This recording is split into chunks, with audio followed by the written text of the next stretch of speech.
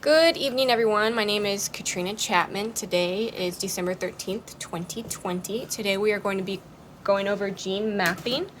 My computer camera is not working, so I'm going to continue using my phone while showing you my PowerPoint presentation. So to start off, this is Unit 2 presentation. These are the objectives that we are going to cover. We are going to organize a data set into a table. We're going to determine recombinant classes and double recombinant classes. We will calculate and determine individual map distances in map units. Then we will have a final map with corrected placement of genes relative to one another and their map distances, again in map units. Then we're going to calculate the coefficients of coincidence and the calculation of interference. So to start off, I just want to cover some basics here.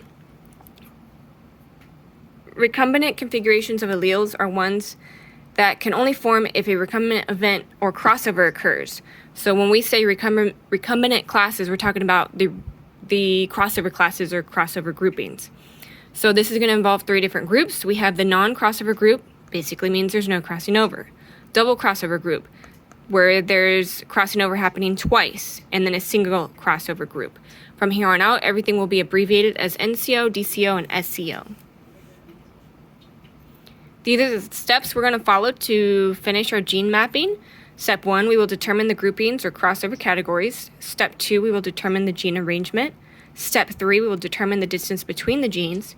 Step 4, we're going to calculate the coefficient of coincidence. And step 5, we will calculate interference. So this here is the data set that I was given. All I did was just total it on this table.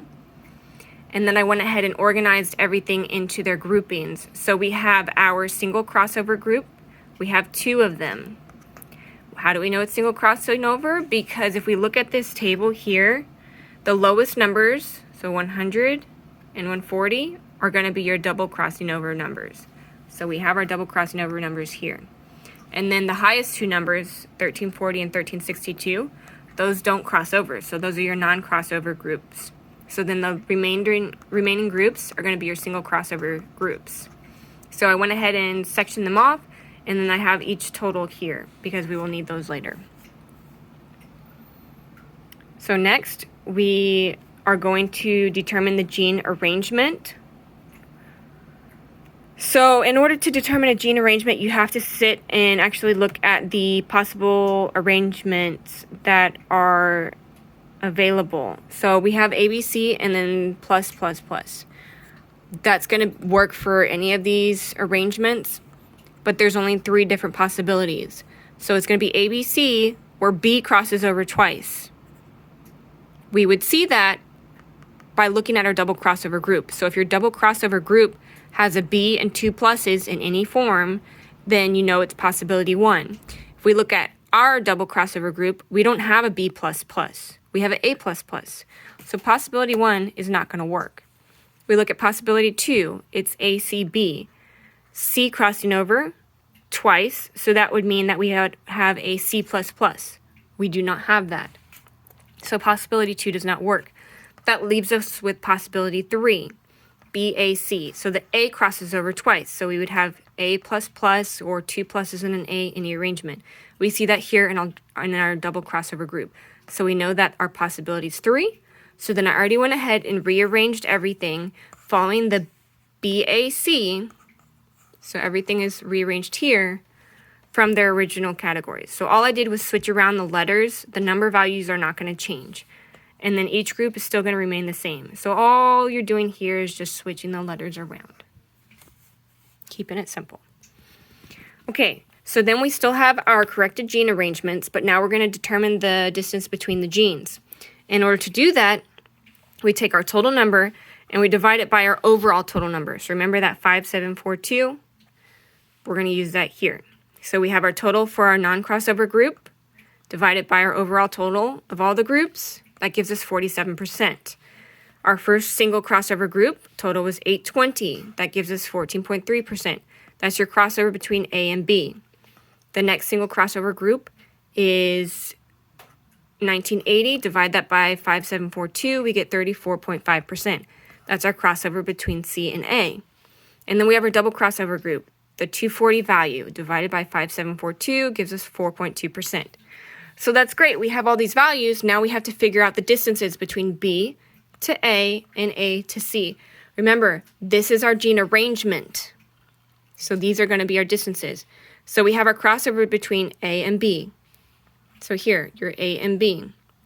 Or we could say B to A. So we're going to look at your percentage here that you got for your first crossover group, 14.3, and then we're going to add that double crossover value. That's why that's so important. So the 4.2 plus the 14.3, you get 18.5. In map units, that's our distance from B to A.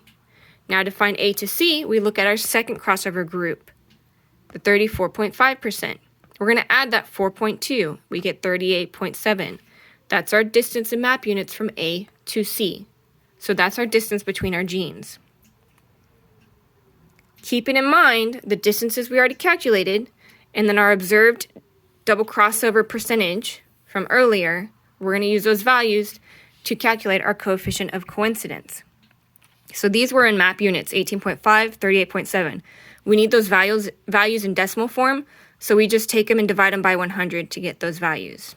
So to get our coefficient of coincidence, we have to solve for our double crossover expected. We already have our observed value. We need this expected value. So to get that, we take the 0.185, we multiply it by the 0.387, and we're going to get 0.01 or 0.071595. Multiply that by 100, we get our percentage. So then we can plug those values in, so our observed value and then our expected value in decimal form. So then we get 0.58663314. That is our coefficient of coincidence.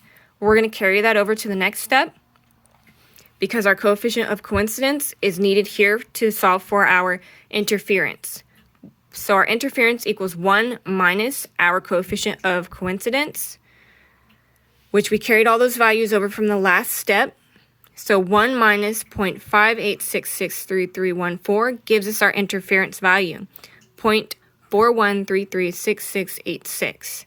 So overall, in conclusion, we have a positive value for our interference. That means that there's positive interference of 41.336686% more double crossing over than was expected.